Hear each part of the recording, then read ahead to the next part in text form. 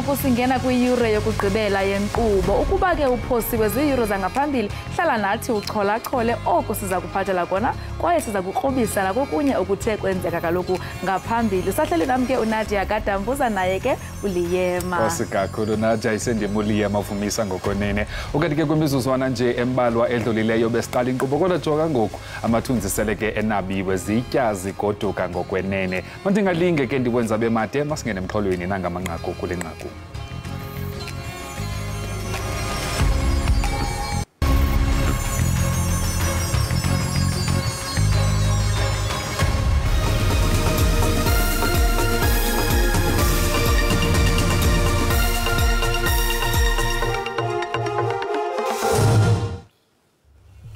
Akasekho emhlabeni uMark Rantseli owayecula nomntakwabo uAlex kwaye babedume ngengoma ethi Quick Quick. We are proud to have a judiciary that is not captured, that refuses to be captured. Umongameli welizwe uCyril Ramaphosa uthulele ijaji zeli umnqwazi ngokungabandakanyeki kwizenzo zorhwaphilizo.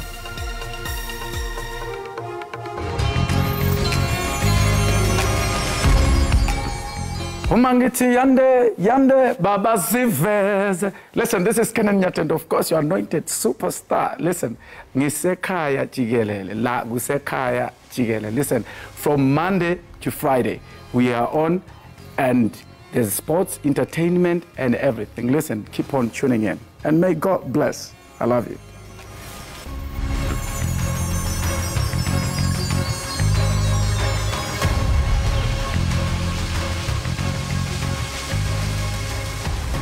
Umongameli Cyril Ramaphosa uliqhwabela izandla igqiza lejaji kweli lizwe lokumelana nokuthatha amagunya alo ngokungazimanyi nezenzo zorhwaphilizo. Inkohlakalo seyiphenduke into eyinsuku zonke kuleli. Lokhu kuza emva kokuvezwe yikhomishana eyayiphenya ngokuqhwagwa kwamandla ombuso. Umengameli uhlanganise umkhandlu kwazwelonke olisana nenkohlakalo ukuze weluleke uhulumeni ngokufanele akwenze ekulwisaneni nenkohlakalo. We must be forthright about one of the great weaknesses where we have fallen short, and that is with regard to corruption. All South Africans suffer from corruption when goods and services and resources meant for public benefit are misappropriated. uRamaphosa uphinde wachaza ngomsebenzi owenziwa uAdvocate Shamula Batoyi ukuvuselela iNPA. What had happened to the NPA, it had been weakened, it had been captured, completely, almost destroyed. The skilled people had left, or they had been railroaded out. And when you talk about prosecutors, you're talking about people who should know their craft. Inhloko yombuso ibonge uphiko lozobulungiswa ngokuma njalo ngokunqaba kulabo ababefuna ukudicelela phansi ukusebenza kwentando yabantu kuleli. Ngosamkela Maseko ngibekele izindaba ze-SABC eBoksburg. Okanti umphathiso wezobudlelwane bamazwe ngamazwe uNaledi Pandor uthi iPitoli ayikasithathi isigqibo sokuba imkhomba indlela kusini na unozakuzaku waseSirayeli eMzantsi Afrika. Ebethetha eParlamente nabaphathiswa beqela lezokhuseleko, ikhabhinethi ibhengeze ebutsheni bale veki ukuba iyabarhoxisa bonke onozakuzaku baseSirayeli kwaye isikhundla sikanozakuzaku waseSirayeli siyasisiba buthathaka. Ibingumdlalo weqonga kwityala eliphakathi kwelinye ityala likaSenzo Meyiwa izolo. Uxwebhu lwalufunwa yinkundla ephakamileyo yasePitoli elinokuthi lunike iinkcukacha malunga nokwenziwa ngamapolisa nomtyholi wesibini uBongani Ntanzi emva kokuba bemkhuphe ngaphandle kwezisele kangangeeyure ezimalunga ne-18 likhatywa kodwa lavunyelwa ukuba libe yinxalenye yenkqubo zenkundla. As we were sitting and during the break, my lord, I saw the document. When I handed it over to Mr. Baloyi, it was written confidential. However, I saw the document now roaming around in in court, my lord. Who else had that document? I saw Muzi in possession of it, and all the accused were reading it, my lord. Who gave it to? I do not know who gave it to them, my lord. And now I am being worried, my lord, for our witnesses, especially in those cases. And some of those cases also affect some of the accused. I would not mention them by names. And in all these cases, my lord, there are firearms that are involved. People were shot. People were kidnapped. And other people were threatened. So I was worried if my witnesses would still be alive tomorrow. Kusenjalo ityala lokudlwengula lityabekwe umolemo Jubjub Marohanye limiselwe umhla we-11 kweyoMnga kwaye ujongene ke namatyala aquka ukudlwengula, ukuzama ukubulala kunye nokubetha. Amagqwetha aye avunyelwa ukuba luhlehliswe olusuku ukuqokelela ulwazi oluthe rhatya, kodwa isicelo sikaJanuwari sakhatywa sona. Umarohanye lo nowazi nikezela kwisikhululo samapolisa eBrixton kweyeKhala uwaphikile onke amatyala anxulumene neziganeko zonyaka ka-2006 nonyaka ka-2009. Okade kasekwe emhlabeni uMark Ranseli owayecula nomntakwabo uAlex kwaye babedume ngengoma ethi Quick Quick. Baphumelela imbasa ebizwa ngokuba yi-OKTV ngo-1988 enye yeengoma zabo ethi Heath Breaking in Love eyona ngoma yahlala kakhulu kwiitshathi zeMetro FM nakwi-5 FM. Ukanti ke enye yeengoma abayikhupha ithi Hold You in My Arms nethi Enjoy. Wanga umphefumlo wakhe ungaphumla ngoxolo uMark. Ubanti ke kuphondo laKwaZulu-Natal umbutho we-ANC uzikhabile izityholo zokuba usihlalo walombutho ephondweni uSiboniso Duma ujongela phansi inkulumbuso yephondo uNomusa Dube-Ncube. Kukho ividiyo ejikelezayo kumakhasi ezonxibelelwano ebonisa uDuma ethatha indebe yeWeb Ellis. uDuma uphakamisa indebe nomdlali wamabhokobhoko uEben Etzebeth ngethuba bebeseThekwini. Inkokheli yamanina kwezolonke kulombutho ikhuphe ingxelo igxeka isenzo sikaDuma.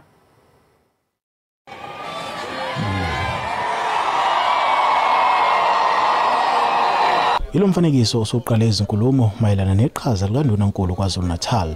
Uphiko lwabesifazane lwe-ANC namaqembu aphikisayo asigxeke usihlalo we-ANC esifundazweni uSiboniso Duma ngalesenzo.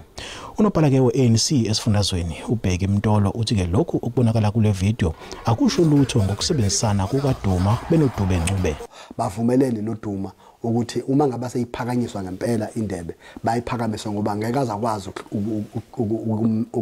ukuhambelana ukuyaphezulu nalinsizwa yakwa ekuthiwa Elizabeth ngoba inde kakhulu. uDube-Ncube uthe ke angeke akuvumele ukuthi abokeleke phansi njengomholi. I do not believe that I can be overshadowed. I think I'm a woman enough, I'm a strong enough, and I'm a leader enough, and I do not believe that any woman at any time need to feel overshadowed. Unobhala ke uMtolo uphinde waxeka isitatimende esikhishwe uphiko lwabesifazane kuzwelonke. I seriously doubt they were genuine. I think they are in another program, but you are not surprised. I-ANC yesifundazweni bilokhu ukugwema ke ukuthi uNdunankulu kube ngumholi ongeyena usihlalo wesifundazwe. Umhlaziyi wezombusazwe uSolwazi uBheki Mngomezulu uthi kungenzeka kube khona umntonsiswano kulabaholi. Iqiniso lithi lolu daba lungaphezulu nje kokuthi kukhona owesilisa nowesifazane kodwa luthinta isithunzi seqembu okusho ukuthi ubuholi beqembu yibona okufanele busheshe busukumele lo daba. Uphiko lwabesifazane lwe-ANC luthi angeke lusaphawula ngalolu daba. NginguSimphiwe Makhanya, Izindaba ze-SABC, ngiseThekwini. Ukanti ke thina bavuke ngenjixukuxa asazi noba kushushu noba kuyabanda naphandle, kanti ke nawe mbukele phambi kobuphume rhabula nalo uqikelelo lwemozulu.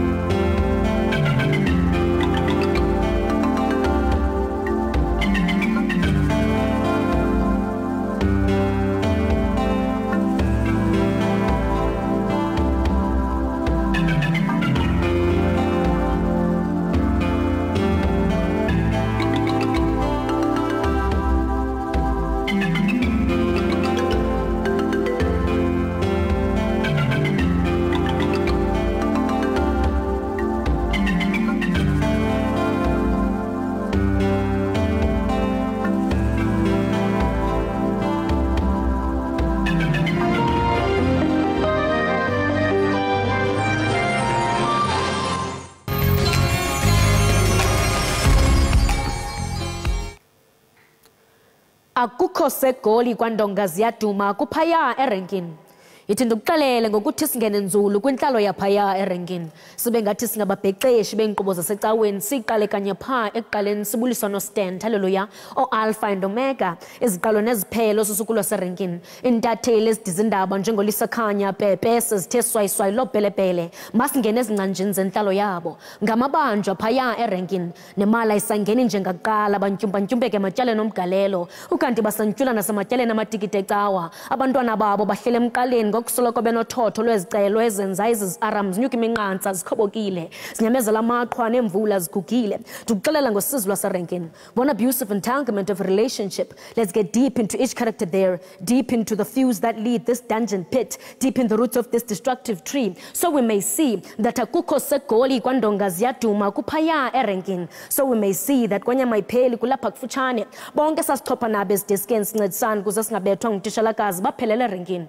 Bonke nobuhle bexesha lethu izinto saside sithi ziyaboniswa mntakwethu zaphelele erenkini. Ndiyibona ngexesha likaxakeka ndisexhaleni ndiyakwabhitula obhuti bencisa ngempahla bendikhapha eyusuke wayiqhwithe wangathi yolanda indebe yehlabathi. Ndiqonde mandikhawuleze ndiyomjonga erenkini. Xa ndimlaqaza ndiphefumla onke amavumba ndingqongileyo. Izandi zakule ntshukumo zininzi zahluke ngaxeshanye. Uyawuziva ezinye ziduma ezinye zicima. Uyawubeva beqambulisana kuba kulayisha bani. Uzayiva imibongo abathengisi sibamula isihlungu umhlabe lonke nasisindi kwenza inhlekona nandi zama ukubeka nje phaya erenkini.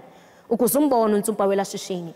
Isisu sakhe sibhokoxekile zimala zirhwaphiliza kubanye abaqhubi uzixutha ngesikhundla. Abona hlohle sakhe baphaya erenkini. Bayaziwa baziqhola ngamayeza inza izimanga. Okay wema endleleni yakhe ususwa kakubi ngokukhawuleza okudibene nokungqama. Cula unoyana phezu kwakhe selanga sayiphinda libeke erenkini. Ndithetha ngezazamba zityala intsana ziduke. Emveni kweminyaka zivuna iziqhamo zintsana zazo ngo-ina erenkini. Bathathe zantsana zidingayo. Eziyazi ngenza nantoni. Ezazisandokutshiywa ngumama wazo ngazange waliphathi igama likatata. Tata lo umhlanezo lomfotela iqhekeza kubekho umgqenye endlini. Akukho segoli kwandonga ziyaduma kuphaya erenkini. Zeziyazifika zichophe zibiza iplate macala. Zitye qala yafika zimke bafike sextra setyile nabanye abazixakekise ngofudumeza umleqwa zeza zisibeka kwinqanaba lengabulazicawu. Nanjengoko impixano phakathi kosisabaphekayo iye intshule esisibini sizemva siyesiqonda ukuba ukuze kulunge makasuke lo mpheki mtsha usithathela abathengi. Umphefumlo phaya uthathwa lula kungathi uthatha upondi phezu kwetafile. Umphefumlo uthathwa lula phaya ubengathi uthula idyasi emva kocango. Akukho segoli kwandonga ziyaduma kuphaya erenkini. Bengavani kanjalo ke ukuwa komntu baphuma bonke bozima semngcwabeni. Bahambi bele uqinisekisa ukufa qha. Bahambi bayokujonga kwanto engaphucukanga kuze inqana beliphala phambili lize nabo xa kusele kuncokola ngobungakanani besingcwabo. Benithetha nomnye wabaqhubi. Ubika imbilini yakhe kumesithi ukubana baba wenze impazamo encinci emotweni wangeva xa umkhwele bizindawo phela kuyo. Ufela izono zabanye abaqhubi abangenayo imbeko nendlela yokuthetha. Uthe kum izivubekwa zifumane bahlalini ngenxa yomsebenzi awenzayo noko ziqatha. Andifuna uxoka siswam basilo noteksi kodwa bakhona abajonga umntu wonke njengethuba lokubeka isitya phambi kwabantwana. Unobuhle wezerenkini angafumani isikolo. Wayezokhulisa imali obhalisa kunyaka ozayo. Ngenxa yobutsha bakhe nobuhle bakhe zonke zamnqanelwa. Iziphathamandla zabaqhubi zakukhuphisano lokumfaka ezingubeni bonke baphumelela. Bemshiya nesinyamfu semali. Engayiqondi yena uba uthengise ngokuphila. Ibhanka yakhe izala zimali zengeniso nemali zempathontle. Xa uqala unyaka ubulindiwe, umntwana wakhoboka. Ilizwe litsala kude. Ephefumla ngathi wenza kokugqibela. Yayicaca nasesidengeni ukuba unobuhle unyathele intambo. Kwataka intlantsi. Akukho segoli kwandonga ziyaduma kuphaya erenkini.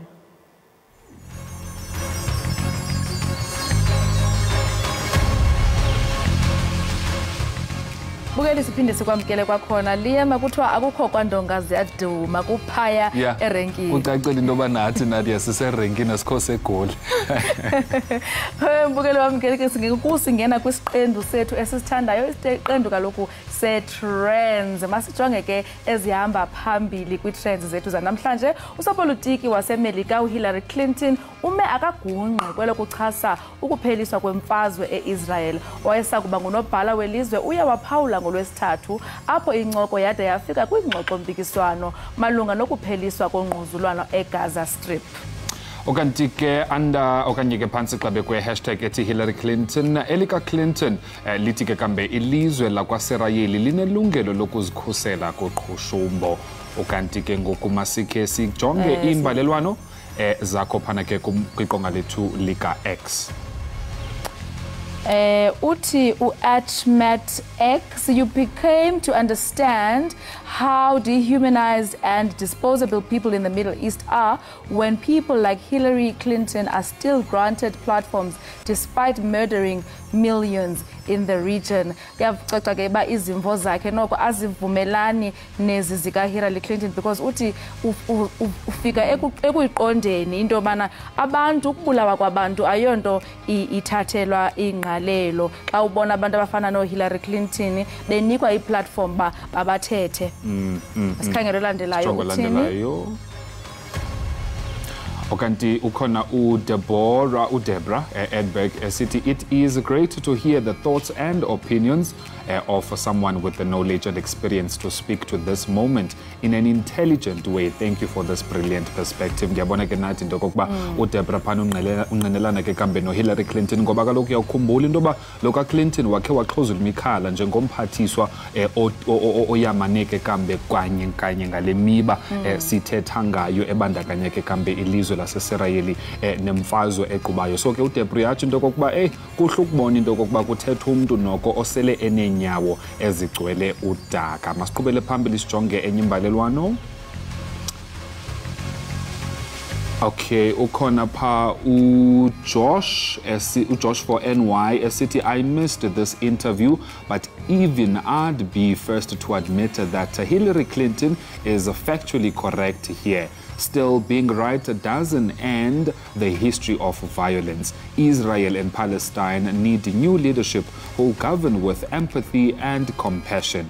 That's what will bring about peace. Nadia yathi Joshua phani into kokuba yena noxa eluphosilo lwadliwa nondlebe kodwa uqinisekile into kokuba oka Hillary Clinton uthetha into eyiyo ngoba kaloku ukuba yinto eyiyo lo oko ke akuthethi into kokubana kuzawuphela udushe olusaqhubekayo phana. Sitsho ke kambi into kokuba Israel nePalestina kuyanyanzeleka man into kokuba kungekudala kubekho uqoqo lolawulo olutsha Nadia oluzawuthi lukwazi ukuxhozula imikhala luzise noko wena uvisiswano ingakumbi ke xa sibona le meko igqubayo yemfazwe. Sijonge enye imbalelwano. Okay, sijonga i-hashtag. Ngoku ke singena ku #Manchester United as a bowler. Okanti ke ku #Man City iqela ke Manchester City lifumaneke kambe isibhaqo kumdlalo wayizolo neCopenhagen ngamanqaku 3-4. Ukanti ke iqale ithembisa iqenqeza phambili ngamanqaku 2 kwisiqingatha sokuqala. Kanti ke masijonge ke into kokuba sithini imbalelwano zabo bahlomlileyo ngalo ke ingathi azikabikho namhlanje. Okay. Masibathathe ke sibafeke evenkileni. Masikabe sesiye evenkileni kodwa ke kukangako mbukele besukuphathele kona ke kwezihamba phambili kumakhasi ethu onxibelelwano iX. Okwangoku sithuma umntwana evenkileni.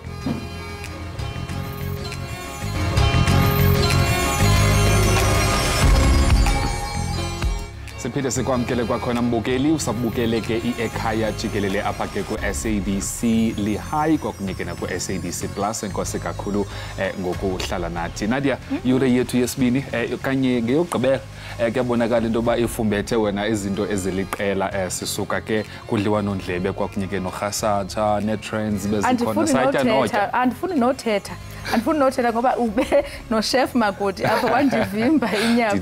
Bukele uLiam efika apha ufika watya inyama. Ndithe xa ndiqala la ntshayelelo ndathi mbukeli ndinethamsanqa loba ndithe ndigaleleka namhlanje ndawelwa ngumqesandle jonga ibingemandi nya. Andifuni noyazi. Kodwa ke kuhle wena nandi ukubona into ba basekhona noko abantu abangabapheki abasakhasayo nabafuna amaqonga afana neli sikwazi ukuliveza nokunikeza thina siyinkqubo yekhaya jikelele ukuqinisekisa kaloku into ba siphuhlisa bona yaye ke nezakhono zabo zikwazi ukukhula. Inhle kakhulu lonto. Ndithandile ke lantetho ka chef ekhuthaza abantu ba bangapheli imandla baqhubekeke noba ibusiness ayingeni kodwa ungapheli imandla uye phambili ngoba kaloku uqinisekile ngento oyithandayo uyawaphawula ubana into leyo yokupheka into ayithandayo ngoba wake uke waphangela ngaphambili wawuyeka umsebenzi waqinisekisa apha ekuphekeni kwaye ngoku uyavuza kule nto yokupheka. Entombi wethu ndithi manibuze hayi umvile le ayikhankanyileyo into kokuba unesidanga sobunjineli kodwa waqonda uba akazuyilandela nditsho loo nto.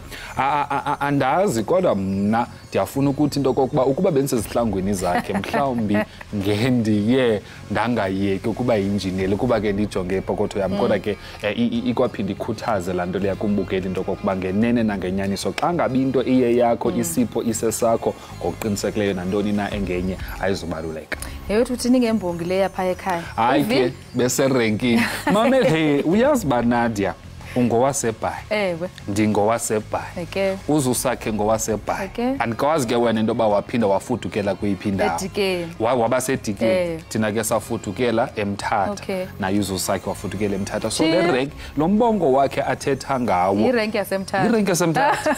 Uthi xa udlula nje phaa manje usithi check kuthiwa isasenza inhlokonana. Sasenza inhlokonana. So ke ndiyabulela kakhulu ngokuba naye ekwazile ukuzithemba uzusakhe urhasatsha into kokuba abantu abafana naye bangakwazi ukufika eGoli. Agqame aqhamise kwadolophu nendawo asuka kuyo. Kwathi ndiyayithanda manendlela enza ngayo la poetry yakhe uyayicacisa uyibeka icace gca uqala wathetha ngonoteksi wathetha ngabantu abasebenza erenkini nendlela abasebenzisana ngayo nendlela abasebenza ngayo nabakhweli beteksi nabantu abazothenga ukutya. Ndiyithandile mani laa nto kaRhasasha. Futhi ke Nadia isizathu okanye mhlawumbi xa sinothi impembelelo yokokuba akwazi ukusulungeka kulaa ntetho yakhe kusuba ukhankanya ikakhulu amava wakhe. Nguye osele ehambile laa ndlela inyawo zigcwele udaka nguye omane edlula phaa kweza teksi kwaba noteksi ngoko ke ngokuqinisekileyo into ayithethayo ayisongonotshe into ayaziyo ayonto ayikho esithubeni. Besike sathetha kanti ke noThando Mxoli ngoku ebelapha ethetha ngemba we-African Football League. Iyinto entsha ke ezama mhlawumbi ukuphuhlisa ezemidlalo apha eAfrika ukuba nathi sibe neligi yethu ezawuthi ke iqaqambisa ikamva labadlali bebhola izise kaloku nemali epokothweni. Ndiyithandile nale bana nathi singama-Afrika funeka sisebenzisane sikwazi uba imali siyigcine apha kuthi. Kodwa ndiyacinga into yoba usemde wena Nadia umgama ekuzawufuneka into yoba uhanjwe ukuze sibe kanti sifika kwelaa nqwanqwa apho singathi into kokuba noko nathi silizwekazi leAfrika sele sikwazile ukuphuhla yaye sele sisazi ngoku into kokuba naxa sithetha ngezemidlalo ayisiphashasha. Liema masithuma umntana evenkileni kudala sithetha sibhatala amatyala ubukele ungaqunqi siyabuya kungekudala ungalicofi kaloku elo qhosha.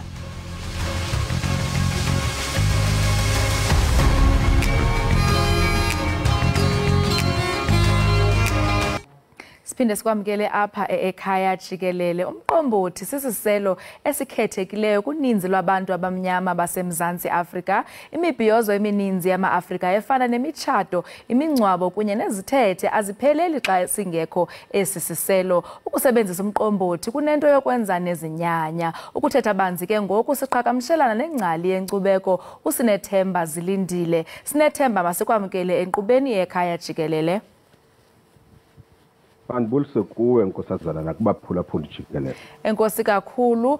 Umqombothi Sinethemba usetyenziswa njengesiselo sokubhiyoza ngama-Afrika amaninzi. Ungaqala mhlawumbi ngokusixelela ngembali yomqombothi apha eMzantsi Afrika? Nkosazana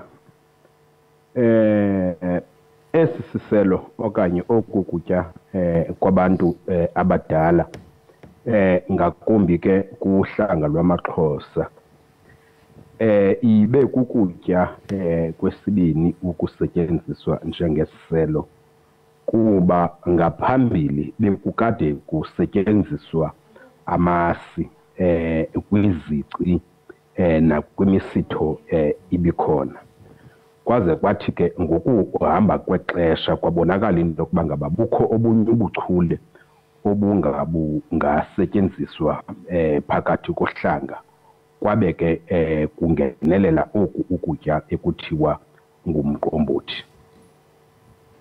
Esi siselo sisoloko sisibona mhlawumbi sisenziwa xa iintsapho zifuna ukunxibelelana nezinyanya zazo. Ungasixelela ngokubaluleka kokusetyenziswa komqombothi ngendlela yokunxibelelana nezinyanya zethu? Nkosazana, oku kutya kwabantu abadala njengokuba sele utshilo kuyinxalenye yempilo yabantu ngokukodwa ke abo basabambelele kumasiko nakunye nakwisithethe zenhlanga zabo. Kusetyenziswa ke kakhulu xa ngaba ke kukho lo misitho neminye yayo ibe kakhulu ijonge ekunquleni abantu abadala okanye izinyanya. Ungenokuqala ke lo msitho uphethe ungakhange ube khona umqombothi kuba ungathi mhlambi uyakwazi uba unxibelelane nezinyanya ungekho umqombothi kunye nabo bakwele mimoya. Yenzeke lo atha umcimbi wokunxibelelanisa abantu abaphilayo naba bekwele mimoya ube ke awunoba ugqibelele lo mcimbi umqombothi ungakhange ube uyawusila. Uxolo kancinci ngathi siye saqhawuka. Ingaba mhlambi umuntu uyakwazi ukunxibelelana nezinyanya ungekho wona umqombothi? Zikho izici okanye imisitho elungiselelwe okokuba ungangabikho umqombothi. Umzekelo ukuqatywa komntwana lento abantu bathi imbeleko. Awusilwa umqombothi kwezo izici kodwa zibe zikhona ke izici ezilungiselelwe into yokuba ngaba ube khona umqombothi. Ndizama ukuthi ke kuza kuhlukana ke okokuba ngaba sesiphi na eso sici sibe siunyanzelisa kangakanani into yokuba ngaba umqombothi ube khona. Kodwa ubukhulu becala usoloko umqombothi ukhona kwizici ezininzi. Ngokukodwa ezo zijongene nokunqula kwezinyanya. Ukwenziwa komqombothi yinto esoloko senziwa ngabasekhini kwaye ubugcisa kunye nobuchule bokudidiyela umqombothi budluliselwa kwisizukulwana ngesizukulwana esizayo ngumama walo mzi. Ngakho mhlambi usichazele ukuba kutheni lonto umqombothi usenziwa ngabasekhini kunye nokubaluleka kwalo nkcubeko yethu. Ukuba uyaqwalasela nkosazana ngokwendlela inhlalo yethu emingayo kubakho izinto enhlalweni ngokwendalo kaMvilinqangi ezenziwe endalweni okokuba ngaba zibe ezo zingaphathwa ngabantu abangomama kwicala labo ngokugqibeleleyo. Zibe zikhona ezinye ezenzelwe into yokuba ngaba zingaphathwa ngabantu abangootata. Ibe ilento isenza sohluke ngazo kwezinye inhlanga. Umzekelo uyawukhangela into yokuba ngaba ukuba kubhubhe umuntu komba amadoda akombi abantu bangumama. Isendalweni ke nasegazini lohlanga lwakwethu lonto. Ukwenziwa kokutya ke umqombothi lo sithetha ngawo namhlanje ukwicala labantu abangomama nomama ke baphindwe bohlulwe kabini. Ubakho umqombothi ngokuhluka kwezici ekuthiwa lo uzawusilwa ngabafazi into ethetha ukuthi ngabantu abendileyo kulomzi. Kanti kwangaxesha linye iba khona imicimbi ekuthiwa lo uzawusilwa ngamankazana into ethetha ukuthi uzawusilwa zintombi zalapha hayi abendi balapha. Kodwa ke loo nto ke isendalweni nasentlalweni ke yamaXhosa okokuba ngaba ukutya kwabantu abadala okungumqombothi busekubeni okokuba kulungiswe ngabantu ababhinqileyo. Mnumzana uZilindile, exesha elininzi siye sibone xa kusilwa umqombothi kuye kuhlatywe nesilwanyana. Ingaba mhlawumbi ithini intsingiselo yaloo nto kwaye siyakwazi na usila umqombothi sibe singahlabanga? Linene njengoba besentshilo okokuba ngaba kuza kuxhomekeka kwizici. Ziba khona ke izici ezenza into yokuba ngaba kube kukho into ezawuxhelwa eyibhokhwe okanye eyinkomo. Ube ke umqombothi lo uyakwazi ke ukusila uwodwa ungahambi inasilwanyana sithile. Ngokukodwa ke abantu xa besenza la bhekile kuthiwa yibhekile ke yombulelo okanye yokwenza into yokuba ngaba kutsicwe phakathi kwekhaya. Ube ke lowo ke inhlobo yesici akuzuba khonto iza kuxhelwa kodwa kuyo yonke inhlalo nenkqubo zakothu zamasiko umqombothi usoloko uyinxalenye yalo masiko. Kanti ke kwimihla esiphila kuyo apho amanye amasiko enkcubeko engasasetyenziswa. Yintoni mhlambe kufuneka yenziwe ukuze kugcinwe inkcubeko nelifa lethu singama-Afrika?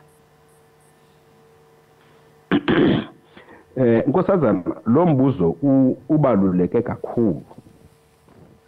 Kuba ke uza kukhumbula okokuba ngaba ezi zinto sizoqatywa inshongo ngabantu baseluhlangeni abafike ke bafaka eyabo inkcubeko okokuba ngaba makukhonzwe ngendlela ekukhonzwa ngayo ngabantu beluhlanga, abantu babe kuthiwa mabaphuncule okanye bayeke ezi zabo izinto. Into ethetha ukuthi kule mihla ke ngokufuneka kuthundezwe abantu ngokwasezingqondweni ngokubaluleka kwala masiko nakuba ebesenzelwa ntoni nakakade, kodwa loo nto kunganzima okokuba ibuyiswe nje ngokuba kuba nokuthundezwa abantu. Ukuba ngaba umthetho olawulwa abantu kusawulawulwa ngemithetho oninzi layo isuka eNgilani, into ethetha ukuthi kuyawufuneka kuqale kulungiswe umcimbi womthetho okokuba ngaba abantu kumzekelo abangamaXhosa okanye abangamaZulu okanye abangamaswati bangalawulwa ngomthetho waseNgilani, balawulwe ngomthetho wentlanga zabo. Loo nto ke izawuxela into yokuba ngaba lo mthetho uzawuthi phakathi kwezinto xa umntana eneminyaka emihlanu makaqatywe, xa umntana eneminyaka elishumi elinesithandathu makenzelwe into xa edlulile apho makendiswe, xa emveni kobe endisiwe makenzelwe intambo. Loo nto ibe ilawulwa ngumthetho wohlanga lwabo bantu. Yiyo yodwa into enosikhulula ke ekubeni nokuba alondolozeke, kodwa ukuba umthetho isengulo waseNgilani uninzi okusingaphulukana nako ubheka phambili, njengoba ubona ke into yokuba ngaba bonke abantu baye bekekelela ekubeni ukuba baxhakamfule izinto zasemlungwini. Abantu mabangawalahli amasiko abo kwaye babuyele emakhaya ukuze bafunde izinto ebefuneka bazenze ukuya phambili. Mnumzana uZilindile, mandibulele kakhulu ngexesha lakho kwaye ndixolise ke ngokuthi siye saqhawuka kancinci pha naphaya. Enkosi kakhulu, benosuku oluhle. Kubulela mna Nkosazana kuwe nakwisiphathamandla ngokubanzi. Enkosi. Lo ke mbukeli ibingu sinethemba Zilindile sichaza kaloku ngokubaluleka nentsingiselo yomqombothi. Masithi qhwe evenkileni siyabuya kungekudala.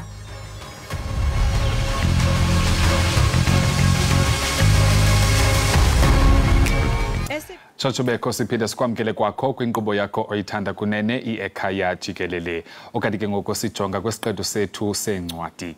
Ukanti uhambo lukaZamantungwa Khumalo lokungena kwicandelo leproperty lwaqala ngoloyiko, lukhuthazwa ke kukunqongophala kolwazi ekuhlaleni kunye noloyiko lokubuka izindlu ungenayo imali. Uzama ke namhlanje ukhona ulapha estudio ukuze ke akhokhele abanye kuhambo lwabo lokuthenga izindlu zabo zokuqala ngencwadi yakhe ethi Buy Your First Home. Zama, masikubulise sikwamkele ekhaya Jikelele. Thanks for joining us. Thank you so much for having me. I think okokuqala masike siqale sijonge into kokuba yintoni eyakhuthaza into kokuba ubhale incwadi yakho ethi Buy Your First Home. You know, I think abaningi bethu as abasha masiqala ukusebenza sifuna ukuthenga indlu, and nami I was the same. In my early 20s bengifuna ukuthi ngithenge indlu and ngasaba, you know, I started looking at different properties and I think ngaba nje intimidated ukuthi yo yazi ukuthenga indlu into enkulu and angazi ukuthi are there going to be mistakes engizozenza along the way. Fast forward to 26 when I eventually took the leap ukuthi okay, I want to buy, and ngasithola ngenza ama mistake amaningi, and I think the reason that I ended up writing this book was because I wanted to make sure ukuthi other people don't make the same mistakes engizenzile and learn from my mistakes, and also learn from mistakes of other people I've seen buy, their first home. And a lot of us, we all have made mistakes, but I think more you can see how do you best prepare so that you don't make the mistakes that abaningi bethu actually made. Ndithanda kakhulu le nto ikhankanyayo wena sesikhumalo into kokubana apha kule ncwadi yakho sele ininzi kakhulu umgama ohambile, and you've also made mistakes njengoko usitsho, but ke enye into ekhankanyile kule ncwadi is uthe xa uqala waba noloyiko. You were scared of starting to write the book. Perhaps walk us through some of the other challenges oye wadibana nazo. I mean, it's also just not knowing what you don't know. So for example, mangisaqala and I started viewing properties, bengazi ukuthi okay, mhlambe mangiqhumana ne-estate agent, kumele ngibhadale nje ngisaqala, or kumele ngibanikeze wonke ama-details wami, yini ekumele ngabe ngiyayazi at the beginning. And when it came to, by the time saying ngitholile property engiyifunayo, and I started signing, sometimes I was with most sign a law offer to purchase. It's a legally binding document. I was with okay, 2 weeks later I sent change umqondo wami angisayifuni lendlu. It's legally binding and they can hold you to the estate agent. And abanye abantu they've been held to it where u change umqondo wakho ukuthi angisayifuni lendlu le mara so sayinile ukuthi no ufuna ukuyithenga. Ingaba ke ngoku wena okokuqala manibuze so wena ubunaye ke ngoku umuntu ebecebisa ngokwezemthetho xa uye wasana la contract yakho? Mina benganayo, and I think that was also one of the reasons why I decided ukuthi abantu kumele babe nale ncwadi le, because I also go through some of the things you should know, some of the mistakes you should avoid, but also ukuthi lento it is a legally binding document. Mina I knew as I was doing it. I mean in many ways some of my friends are lawyers, so bengwazi ukuthi ngibabuze ukuthi okay makusokwenzakalani, but I remember that first time ngithola that offer to purchase, it was the first time ngibona contract enjalo bengazi ukuthi okay kwenzakalani. Exactly. So I think into bengifuna ukuthi ngiyifake kule ncwadi ukuthi abantu bazi ukuthi as we are about to embark on le journey ethusayo, nazi into kumele ngabe uyazazi from the get go, and kubalekile ukuthi ungayenza amaphutha amaningi thina esibayenzile as we started. Ndiyafuna ke sike sibuyele emva kancinci just for a second here. Kwiqonga elalifudula libizwa njengo Twitter, you happen to have written something there, I may call it a thread, owayibhala phayana ubalula izinto ezininzi kakhulu. Ingaba ezazinto wawuzikhankanya phayana ingakumbi ezimayelana nokuthengwa kweproperty zaye zaba negalelo elingakanani in you actually buying the property, eventually buying it, and also ube nale ncwadi? So I think by the time sengenza the Twitter thread besengithengile, and if anything on social media I was sharing my experience. You know, there was umngani wami unomfundo wabona i-tweet ethi to bonke abantu abasha who are below 30 abangakaze abekabathenga indlu, what mistakes or what lessons rather would you want us esifuna ukuyenza the same thing? And I responda kuyo, did a thread that went viral, and kuyo I really shared just step by step, this is what I encountered, these were some of the things I didn't know I could negotiate, and then it kind of sprung up. And I think if anything the publisher was watching as I shared some of my insights, because after that ngaqhubeka ke ku social media ukuthi no ngabona ukuthi abantu abazi ukuthi there's so many things that go into home ownership. Abaningi were even sharing some of the mistakes that they made mabasaqala njengoba nami I had made them, and that's the thing that made me be regular in sharing some of the insights that I had, and then the book came about. You know, bang reached out to me on Twitter and said, you know, are you looking to write a book? And ngaleso sikhathi bengacabanga ukuthi ngifuna ukubhala incwadi, but I think into engenzile ukuthi no iyadingeka, because a lot of us really would have needed this resource. Ndithanda kakhulu xa usithi into kokuba at the time wena ubungenazo tu injongo zoba ubhale incwadi, and ndiyacinga into ba lonto leyo kanye indisa ke ukumbuzo wamenza ukubuza wona right now wokuba what was that turning point then for you, okanye mhlawumbi okanye mhlawumbe ungakusichazela ngokuba ubunyanzelwe yintoni into kokuba ufune ukushare ulwazi lwakho noluvo lwakho onalo for abanye abantu kwela qonga lonxibelelwano, yaye lonto leyo iye yakhokhelela kanjani ke into kokuba ubhale nencwadi yakho? You know, there's this, the late, great Toni Morrison. Now she's an author and a very well-accomplished author. You know, she passed away a few years ago. There's a quote here, if you want a book that hasn't been written yet, then you must write it. And I think as I was, you know, sharing on social media, and nami ngazuthi, when I went through this, I wanted a book that could help me navigate this. I'm the person who's going to need to write this, because I know as a black woman, I know the struggles that I went through, you know, buying a property. If anything, as black women, we're the biggest demographic of first-time home buyers. And we tend to, you know, want to read the books and find out as much knowledge as possible. We tend to find good sometimes awazi ukuthi uyeguphi. So I wanted a book esirepresentayo, and ezokwazi ukusinceda ukuthi nabanye abafuna ukuthenga la ngaphandle nabo bakhona ukuyisebenzisa. Mhlawumbe ke ngoku xa singena apha kanye kwincwadi yakho ethi Buy Your First Home, South Africa's Ultimate Property Guide for Newbies. Uchilo wathi into kokuba ikakhulukazi abantu abantsundu ngabo abazi first time home buyers, but ndiyafuna ukhe mhlambi usibalulele ezinye zezinto ozikhankanyayo kule ncwadi eziyingcebiso kwabo ke ngokubaqalayo bona ukuthenga izindlu. So I mean incwadi ngiqala ngokuthi you must start before you're ready, and lapha I break down ukuthi what do I mean mangithi start before you're ready, because abaningi bethu angeke umuntu even obukele manje avuke kusasa athi okay sengiyothenga indlu asayine on Monday ayithole ngeweekend. Kunezinto ezibalulekile ukuthi kumele uziyenze as you lead up to eventually signing on the offer to purchase. So financially kumele uyenze sure ukuthi imali yakho ilungile, ukuthi credit score yakho ilungile, ukuthi ayazi ukuthi ni credit score yakho if mhlawumbe low. How do you go about making sure you get it to a healthy state? Already start talking to all bond originators. I talk about yini bond originator, the role that they play in your home buying journey. I talk about buying off plan. So abanye abantu mabafuna ukuthenga indlu entshantsa yiba bazongena kuyo for the first time. Buying off plan yini kumele uyazi. Buying on auction mhlambe ngeke uyithenge indlu by just viewing it or ufuna ukuyithenga on auction. So those are some of the things that I cover in the book. And really even understanding, for instance, uma ngabe ushade in community of property, what exactly, and the implications uma ngabe une property. And I think abaningi bethu sibonayo, especially as people bashada, is uma ngabe unendlu kubalekile ukuthi you must have a will. Sikuyibona kuma family properties ukuthi there wasn't a last will and testament, and then abantu balwela indlu yasekhaya. So mawuzazi ukuthi na uthenge indlu and mhlawumbe unomntwana, and even if awunamntwana, because estate yakho will still get dissolved, balekile ukuthi ube ne will and then now ama implications ma une property.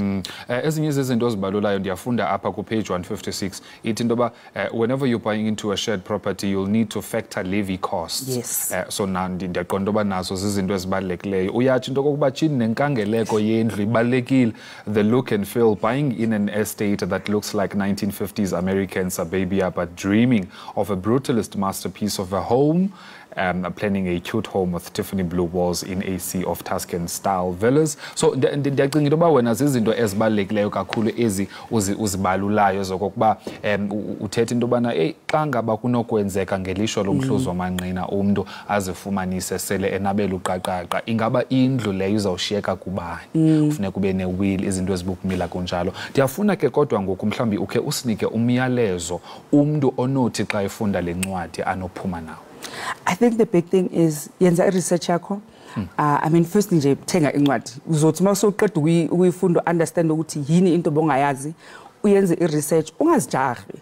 I think abaningi bethu sifuna ukuthi sibe nendlu siyayiqhenya ukuthi okay we're the first ones mhlambe ku family ukuthenga indlu okuma cousins ukuthenga indlu, ungazijahi. Take isikhathi sakho. Esikhathini esiningi if ufuna ukuthenga indlu next year mele ngabe soqala manje ukuthi mhlambe uzobonasa ngo December mele ubeke imali aside and make sure ukuthi yonke into ozoyisayina uyayiunderstand.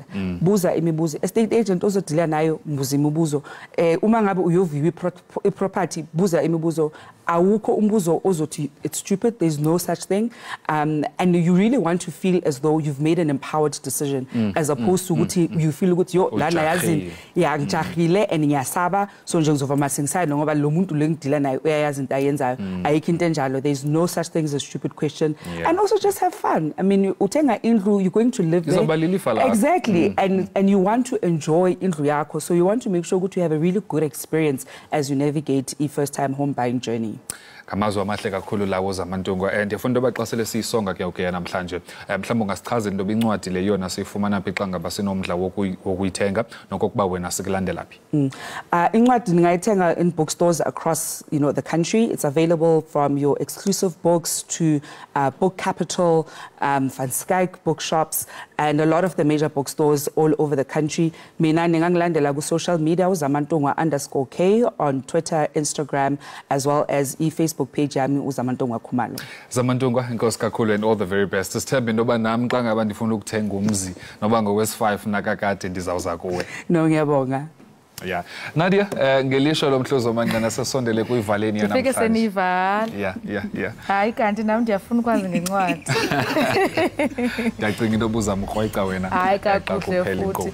Mbukelo wami siqukumbele sayiqongqotha sayiphaka yonke kaloku imbiza yethu ebesiniphathele yona namhlanje. Kodwa ngoku lixesha lokuba sithi qhwi emakhaya. Liam, masigoduke. Mazanethole sawudibana kwixa elizayo.